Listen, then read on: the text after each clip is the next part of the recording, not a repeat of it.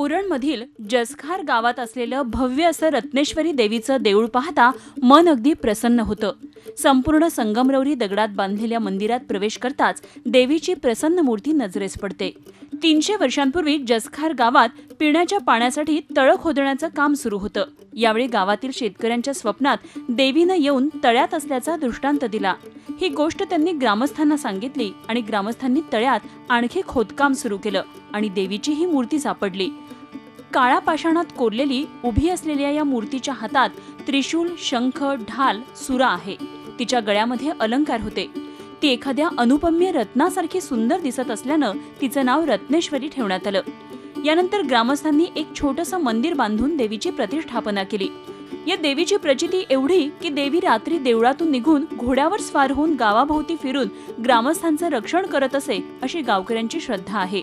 एकदा जमीन भूसंपादन आंदोलनात या गावातील ग्रामस्थावर गोळीबार झाला होता। यावेळी देवीच्या कृपेमुळे ग्रामस्थांना काही झालं नाही अशी भाविकांची श्रद्धा आहे।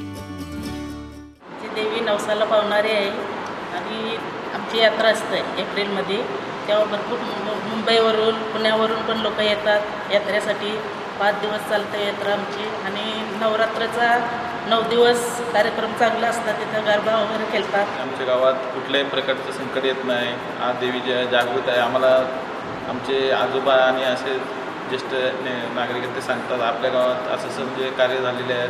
कुठल्या गावात अजूनपर्यंत संकट आलेलं नाही। प्रत्येक यात्रेत आम्ही सरपंच, सर्व सभासद, ग्रामपंचायतचे हरेरीने भाग घेऊन लोकांच्या आणि गैरसोय होऊ नये या दृष्टीनं सर्वांचं नियोजन करून आम्ही काम करत असताना कधीही पैशाची किंवा माणसाची इथं या देवीच्या माध्यमातून किंवा देवीच्या आशीर्वादाने या गावाला कधी उणीव भासणार नाही। जगसार वासियांमध्ये देवीच्या जागृतपणाची अनेक उदाहरणं आजही देवीच्या कहाण्या म्हणून सांगितली जातात।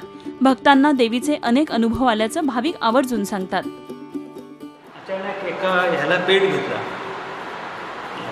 पोल आहे, त्या तारेच्या पोलला पेट घेतल्यानं पूर्ण जाळी पेटलेली होती आणि त्या परिस्थितीमध्ये हात लावून सुद्धा तिथं कोणालाही काही इजा झाली नाही। या मंदिरात रत्नेश्वरीची मूर्ती सोबतच गावाचं कुलदैवत नामदेव ब्राह्मणदेव यांची मूर्ती स्थापन केली आहे।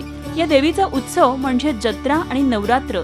नवरात्रीत 9 दिवस मोठा उत्सव इथं होतो। अनेक नवस यावेळी फेडले जातात तर जत्रा 5 दिवस सुरू असते। तळ्यामध्ये देवीची मूर्ती गावात आणली आणि गावात देऊळ बांधलं। तेव्हापासून देवी जशी मिळाली तशीच आहे, त्याच्यात काही बदल झालेला नाही। या देवीच्या मंदिराशेजारी आणखी एक मंदिर असून हे मंदिर देवीच्या रक्षकाचं आहे। जगसार वासियांचं दैवत असणाऱ्या या रत्नेश्वरीच्या देवस्थानाला नवी मुंबई परिसरातील असंख्य भक्त आवर्जून नवरात्रीत येत असतात। Swati Naik, Zee media, Navi Mumbai. Zee 24 तास रहा एक पाऊल पुढे।